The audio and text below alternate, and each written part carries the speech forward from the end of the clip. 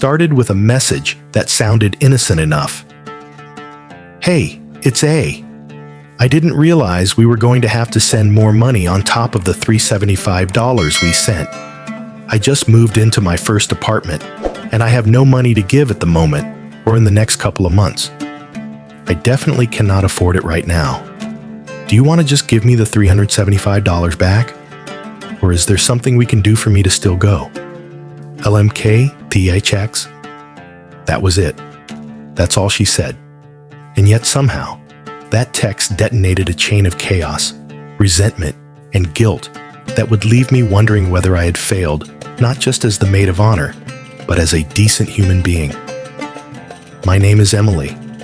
I'm the maid of honor in my best friend's wedding. And I am trying to survive planning an 18-person bachelorette party. Yes, you heard that right. 18. In January, I put down a $7,000 payment for an Airbnb that could fit the whole crew. The only place available in the small town the bride loved. The only one big enough. I fronted the cash, trusting everyone would pay their $375 share by March. And they did. Then, in June, I sent the rest of the budget, $250 due by August 1st. That covered food, alcohol, cowboy hats, decorations, and the bride's two biggest wishes, a wine tour and a private hibachi dinner at the house. That's when everything started to crack. A's message came the next day. Her tone, though polite, read as final. "I can't afford this. Can I get my $375 back?" And so, in an effort to simplify things, and out of respect for what I assumed was her financial reality, I replied quickly, "I'll send you your money back." She thanked me. I refunded her, reran the numbers, adjusted the budget again, told the group, done, right? Wrong. The very next day, I got a message from another girl, B, saying that she and A now wanted to come just for Saturday. No overnights, just the day. She wanted to support the bride, make memories, be there in some capacity. It threw me off, but fine. I adjusted the budget again, recalculated, resent. That night, it got weirder. Another bridesmaid told me that girl C had reached out on behalf of girl D, who wanted to know if I could extend A's payment deadline. I had never met A. I had never met B or C or D. And yet suddenly, I was the center of a game of financial telephone, with multiple people asking things on behalf of someone who had already told me, in her own words, she couldn't pay. So I did what any stressed out, overcommitted planner would do. I reached out directly. I messaged A. "Hey, I'm honestly confused," I wrote. "You mentioned you couldn't pay and wanted your $375 back. Then B said you're both coming just for Saturday. And now D is asking C about an extension for you. I totally understand things can change, but each time they do, I have to redo all the numbers, which is a lot to manage. Can you let me know your final decision so I can plan accordingly?" I thought that was fair, but what I got in return was not what I expected. "I didn't say I wanted my $375 back," she replied. "I asked if you wanted to give that to me, or if there was something we could do for me to still go. Because I want to be there for the bride. I didn't ask B or D to talk to you. They just want me to go. I'll do whatever D and C are saying. Thanks." And that's when something inside me snapped. I read that message, and all I could see was someone avoiding direct responsibility, bouncing between, "I want to go," and "I can't pay," but never offering a solution. Expecting someone else, me, to do the emotional and financial labor. So I wrote back, maybe a little too sharply. "You said, I have no money to give at the moment, or in the next couple of months. I definitely cannot afford it right now. Do you want to just give me the $375 back?"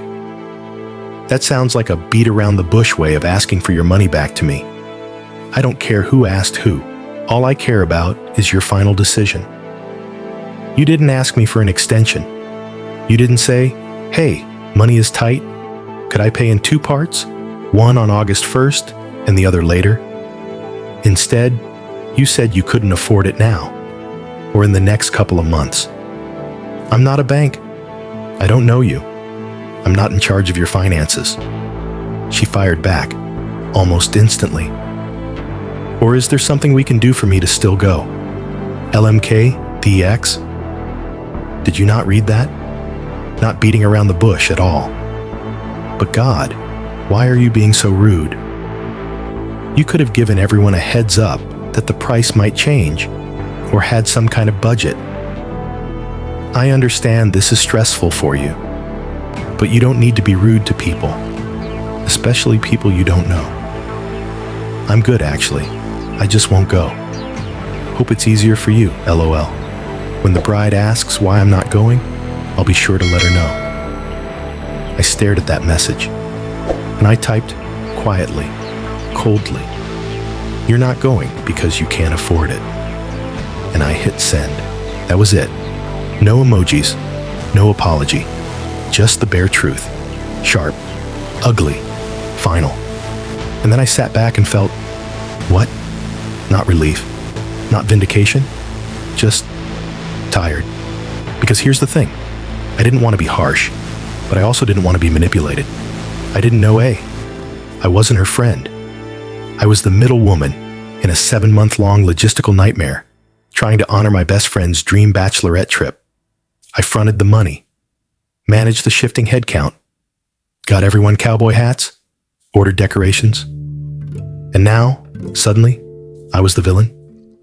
But even as I tried to justify it, her words echoed. Why are you being so rude? I didn't think I was. Not at first. But maybe I was too blunt. Maybe I matched the stress of planning with a tone that felt cold, even cruel. And maybe she, someone who clearly felt embarrassed, strapped for cash, and left out, just wanted to find a way to belong without having to ask for charity. Maybe that line, "Or is there something we can do for me to still go?" was her version of a white flag. A quiet, awkward way of saying, I care, I want to be there, but I don't want to beg. But I didn't hear that. I heard inconvenience. I saw math. I saw work. And I shut her out. She didn't know me. I didn't know her. So when things got hard, we read each other like enemies, not teammates. Now she's not coming. She's telling the bride why. And I'm wondering if I let my frustration get in the way of compassion. So, am I the asshole? Was I just enforcing the rules of fairness? Or did I mistake my control for righteousness? Was I protecting the group or punishing someone for being vulnerable in a way I didn't recognize? I don't know. All I know is this. Being the maid of honor isn't just about planning the party. It's about holding space for people, for emotions, for chaos. It's messy. It's unpaid. It's exhausting. And sometimes you lose sight of the very thing you're supposed to be protecting: joy. Because this was never about numbers. Not really. This was about one girl who wanted to be there for a friend, and another girl who just wanted to make it all work. And somehow, both of us failed each other. So again, I ask you, am I the asshole? We all want to believe that being right is enough, that fairness trumps everything. But life, especially around milestones like weddings, is rarely that clean. Money is sensitive, time is tight, and behind every decision is a person carrying their own invisible burdens. A's message wasn't just about $250. It was about fear, about exclusion, about how hard it can be to say, I want to come, but I can't afford it. And Emily's frustration wasn't just about the spreadsheet.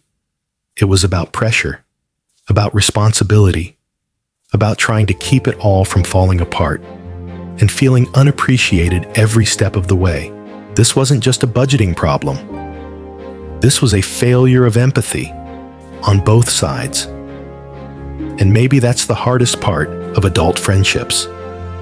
Learning how to read the silences between the words, knowing when to push and when to pause, and recognizing that sometimes grace matters more than precision.